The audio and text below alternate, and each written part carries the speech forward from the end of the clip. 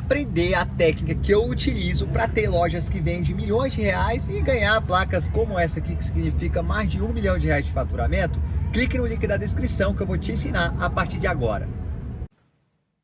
Tudo bem, Calheiros? Um abraço a você, a todo mundo ligado no programa. O Flamengo se representando hoje, né, no Ninho do Urubu, agora com o técnico interino, né, o Maurício Souza. O Felipe Luiz e o Rafinha, né, fazem tratamento e nesses dias de folga, dias livres, eles permaneceram, né, fazendo atividades no Ninho do Urubu para se recondicionar e se recuperar. Faltam aí 2 semanas, né, para o início do Campeonato Brasileiro. O Flamengo, então, dentro de campo com o Maurício Souza, que iniciou, inclusive, o Campeonato Carioca, né, naquele time sub-20, naqueles jogadores que se representaram antes do elenco principal, e a diretoria de futebol em busca de um substituto do técnico Jorge Jesus.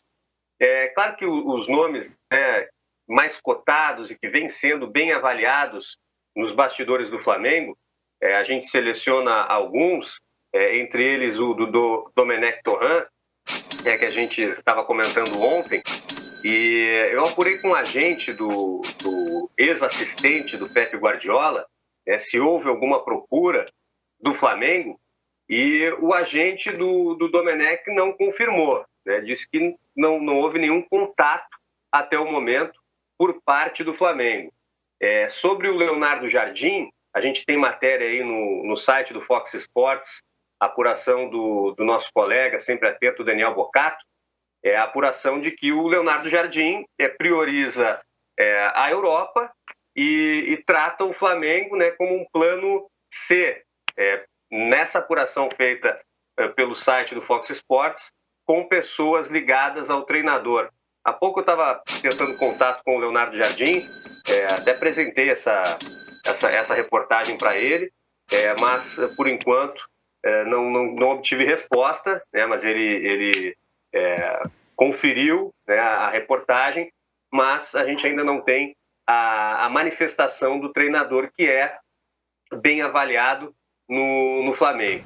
E outro técnico, também português, o Carlos Carvalhal. O Carlos Carvalhal, sobre essa relação, né, com o Jorge Jesus, ele já citou o Jorge Jesus como rei da América, principalmente depois do título da Libertadores da América, mas citando outros reis portugueses, treinadores, como José Mourinho, que para ele é o rei da Europa, e abriu o mercado dos treinadores europeus, principalmente na Inglaterra, onde o Carlos Carvalho já trabalhou, e também citou o Manuel José como o rei da Ásia, pelos trabalhos no Al-Ahly, campeão da Copa da África, melhor dizendo, não da Ásia, da África. Então, são treinadores cotados, algumas curiosidades e apuração que a gente vem fazendo, mas, por enquanto, o Flamengo trabalha com bastante cautela e programa uma viagem para a Europa, que ainda não está confirmada, até pelos problemas, né, de questão da pandemia, de viajar para a Europa e ficar num isolamento, numa quarentena por pelo menos aí 7 dias. Então, é o Flamengo caminhando, avaliando os nomes, e muitos vêm sendo oferecidos. Boa, lá, obrigada aí pelas informações. Botar o Paulo Lima e o Flavinho aqui na conversa também, nesses assuntos do Flamengo, porque a gente sabe que a concorrência ela chega até a ser cruel, né? Quando um clube europeu mostra, ó, técnico, nós temos isso aqui. E quando um clube brasileiro mostra um leque, ó, temos isso aqui. Paulo Lima, o que um clube brasileiro pode mostrar de atrativo para convencer um técnico europeu a vir comandar um time aqui no Brasil como o Flamengo? Se fosse numa época antiga, mandava o VHS do Jorge Jesus, né? Hoje manda aí talvez num chipzinho de memória, mostrando tudo que o Jorge Jesus fez por aqui, né? Até certo ponto, a enormidade de resultados, de conquistas, enfim, de resultados, de glórias que ele conquistou, né? E, acima de tudo, daquilo que ele, quando chegou aqui, até certo ponto, com um prestígio não tão em alta quanto ele se despediu, né? Evidente que quando ele veio para cá, ele veio oferecido ao Atlético Mineiro, ao Vasco, veio de um resultado como técnico não muito satisfatório no mundo árabe, enfim, estava sem tanto prestígio lá na terrinha, em Portugal, o mercado para ele também não estava tão aberto assim, e ele saiu daqui de tapete vermelho, né? Saiu daqui como uma grande estrela, como um grande solista de uma orquestra e cada vez mais abrindo o mercado dentro do seu país com as conquistas que teve aqui. Eu acho que isso é um cartão de visitas muito grande para aqueles que são técnicos europeus. Eu acho que mais os portugueses, né?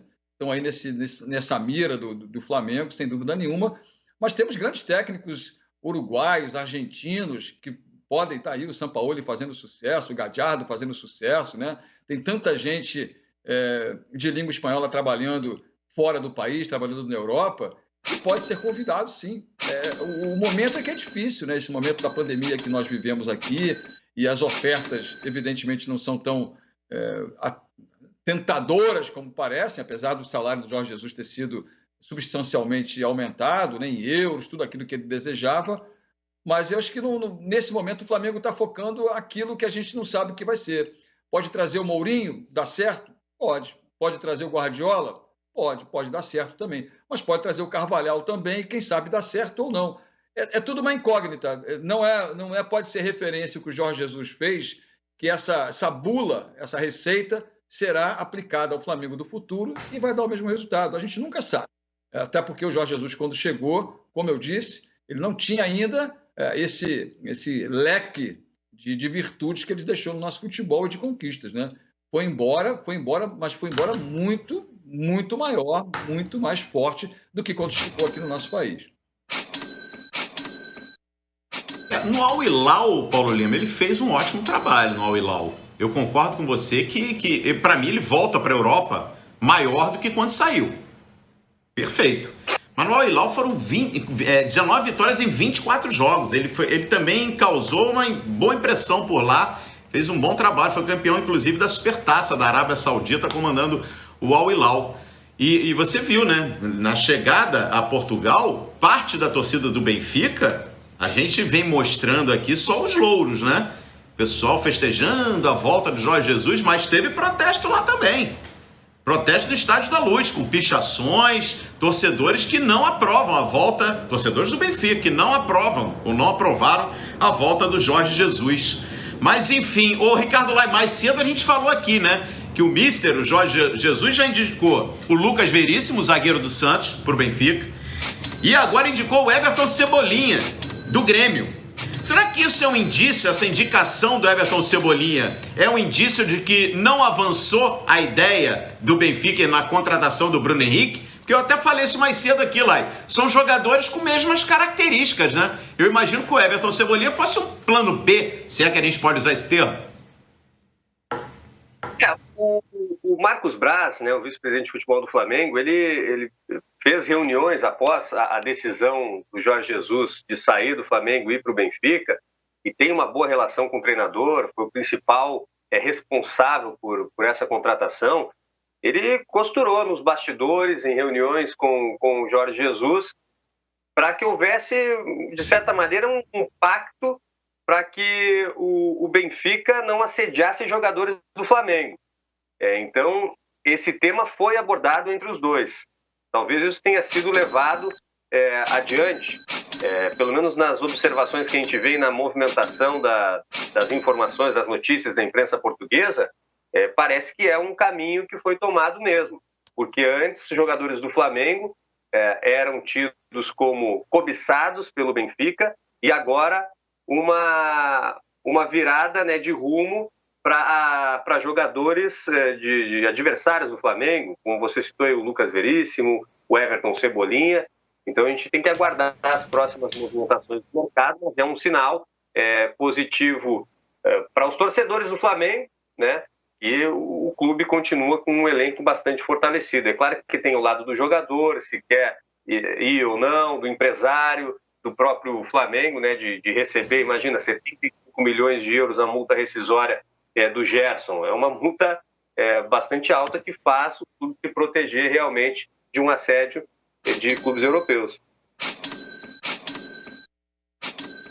Legal. Ricardo Lai, pintando qualquer novidade do Flamengo, na manhã dessa quarta-feira, temos ainda 33 minutos de Bom Dia Fox. Você, por favor, retorne, e prioridade aí para você. Lai, um abraço. Com certeza, um grande abraço aí, bom programa. E esse é detalhe, né, Flavinho?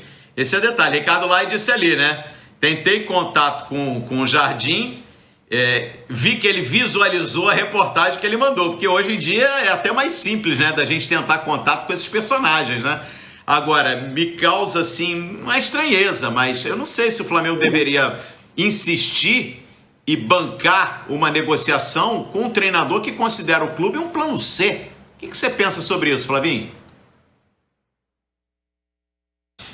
É uma situação difícil essa do Flamengo, né? Porque o que aconteceu com o Jorge Jesus subiu muito o sarrafo, né? Das expectativas para esse time, né? E qualquer treinador que vier, ele vai enfrentar as comparações. Não vai ter jeito, Calheiros. Vai ter. Vai ser uma chatice, né? De 10 em 10 jogos, nós vamos fazer uma comparação. Olha, nos 10 primeiros jogos, o Jorge Jesus X, o fulano Y. Olha, nos 30 primeiros jogos, olha, nos 2 primeiros meses, não tem jeito, porque. E todo mundo vai perder, provavelmente, porque é muito difícil repetir os números que o Jorge Jesus conseguiu no Flamengo. Eu acho muito difícil. Por mais que o time seja bom, por mais que tenha um elenco recheado e tal, isso que aconteceu, essa química entre Jorge Jesus e Flamengo é um negócio muito raro no futebol, no mundo inteiro. Então vai ser difícil.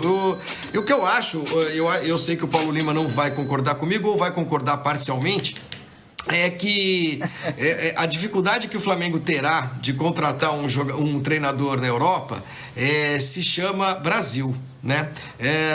Eu acho que hoje o mundo olha para o Brasil. Eu não estou falando do futebol, tá, gente? Do futebol brasileiro, né? O futebol brasileiro, o futebol que é jogado aqui no Brasil, ele pertence de fato ao terceiro mundo, segundo escalão, digamos assim, do futebol mundial, né? O futebol mais rico, mais bem jogado, mais estruturado, ele está na Europa.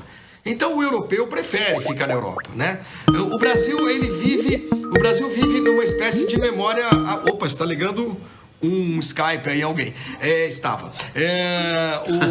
O futebol brasileiro, ele tem uma memória, ele está na memória afetiva dos europeus, de alguns como Guardiola, por exemplo. Por que amam o futebol brasileiro?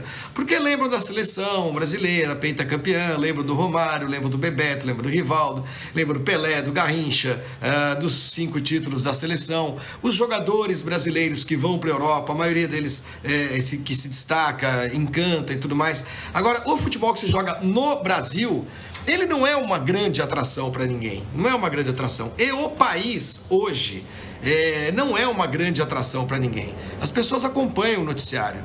Elas sabem que o Brasil hoje vive uma situação da pandemia, da economia, do meio ambiente, da política. É uma coisa que espanta as pessoas lá fora. As pessoas... Eu tenho muito contato. Gente, eu trabalhei 18 anos na Fórmula 1. Eu tenho contato com jornalistas estrangeiros diariamente, meus amigos. E a pergunta que eu recebo todos os dias, 3, 4 vezes por dia, é o seguinte: o que está acontecendo no Brasil? O que vocês fizeram, né? Então, eu acho que isso pesa, Calheiros. Isso pesa para quem pensa em vir trabalhar aqui. Não é só futebol, entendeu? Não é só a perspectiva de ganhar o Campeonato Brasileiro, de dirigir o Flamengo, de ganhar a Libertadores. O Jorge Jesus tinha tudo isso na mão. Ele estava aqui com um contrato, ganhando bem, com essa mesma perspectiva, e preferiu ir embora. Então a gente tem de levar isso em consideração quando for analisar as perspectivas que o Flamengo tem de contratar alguém de ponta na Europa. E não vai ser fácil. Aprender a técnica que eu utilizo para ter lojas que vendem milhões de reais e ganhar placas como essa aqui, que significa mais de R$1 milhão de faturamento. Clique no link da descrição que eu vou te ensinar a partir de agora.